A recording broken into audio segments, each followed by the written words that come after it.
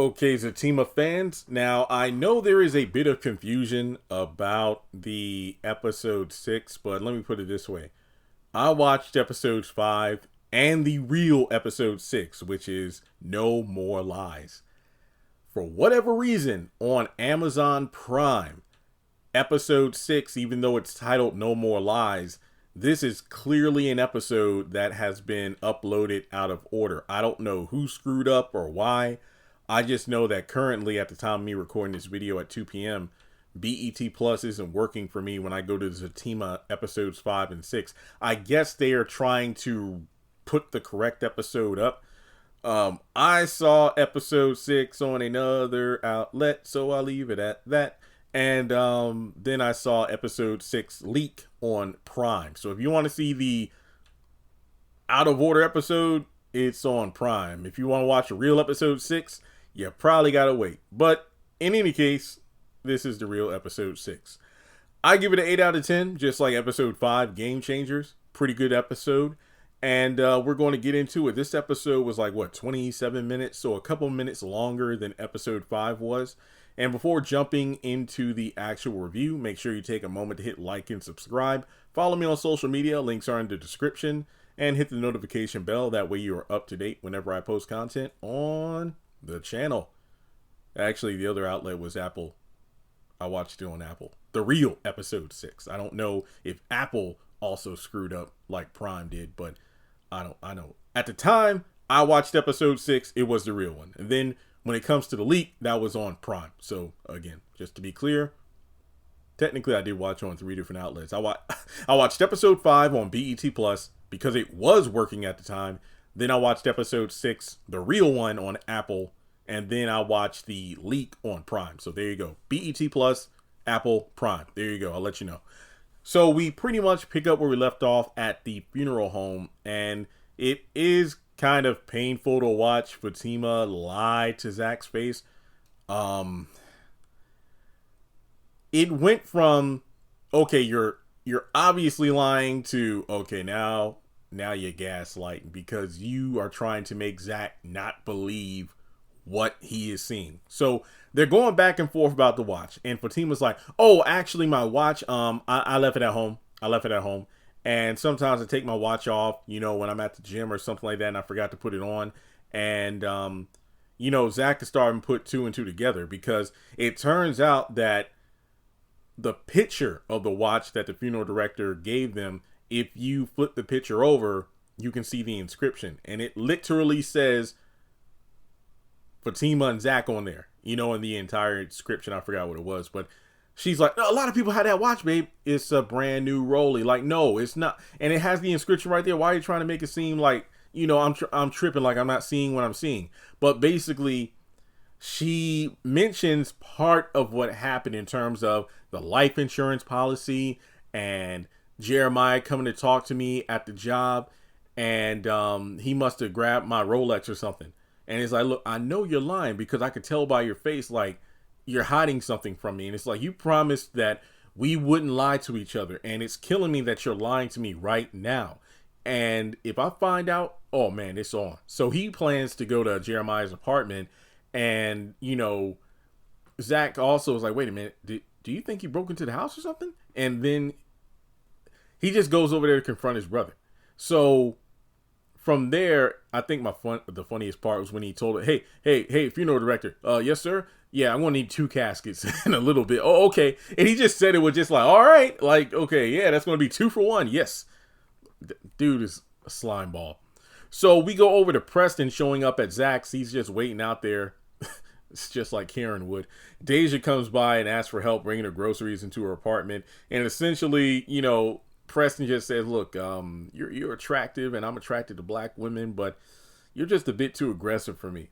And essentially, this is one of those things where telling a woman no because no one else has turned her down makes her want you even more. So essentially, Deja is even more into Preston now than before, due to the fact that he's not even hard in front of her, and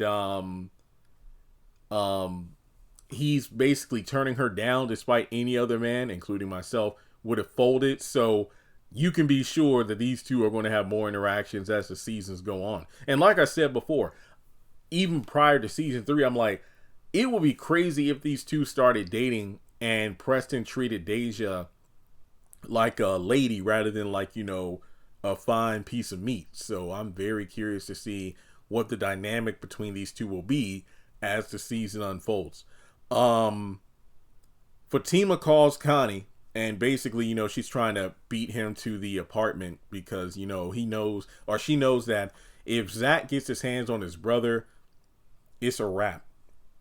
So basically, if you see Jeremiah, Connie, tell him to scram. Just avoid Zach at all costs. So we're over at the barber shop. Belinda shows up trying to find Nate, and Tyrone knows, like, you're just here to cause some trouble and whatnot. And being Melinda, aka Karen 2.0, she's able to manipulate him with some, smooth talking to get him to reveal the fact that Nate and Tony have gone back to the hood, basically the old neighborhood, to, either intercept Jeremiah or talk to Zach or Connie. And from there, Nate and Tony, they meet up with Connie, basically to, see what's going on about, the watch and everything. Then Melinda shows up, and then they know that at some point the truth is going to unfold. Angela calls Fatima, and Bryce is actually coming over to Angela's to apologize in person. And Fatima is basically saying, hey, Zach is going to Jeremiah's and I need to, beat him there. It's like Angela's like, hey, you need me to come over there? Angela, what you going to do, girl? I ain't going to lie. That part made me laugh so loud because, yeah, it's just one of those things where these characters just continue to pop up. But it's like, at the end of the day, if you show up, what exactly will your presence contribute to the altercation? So, hey, but again, Angela is, there to be a supportive friend, and I can't fault her for that. She's there to be supportive as opposed to Belinda, who's there to be messy. Bryce comes over, and yeah, okay. So for like the umpteenth time, they agree to just be friends. And the reason, Bryce, wants to be friends with Angela is because, she is like a support system. And the thing is, it is kind of weird because then he tries like, Angela, I love you, and I know you love, you care about me too and stuff. And it's like, well, yeah, like me taking off work, being at the hospital all night and everything with you, like that should show you I care. And then he tries to like say that, well, the reason you're messing around all these guys is because of me. It's like, no, I just want to have fun. I can see both sides of this, but what I don't want is for them to have the will they, won't they, repetitive, hamster wheel between Angela and Bryce, the same way they were doing that on Bruh between Darla and Greg, in terms of whether or not Greg is, comfortable dating a trans person. But in this situation, Angela, if she's comfortable dating a dude who's a swinger, I guess bisexual is the correct terminology. But yeah, I just hope it's like, look, if y'all want to be friends, cool, but there's no need of the back and forth with the feelings thing. Either you feeling him or not. It's one of those things. But from there, we go over to the old neighborhood. Yeah, this is how we close out the episode, folks. So Zach shows up, and before anyone can even mutter a word, he storms past the crew because he's going to find Jeremiah.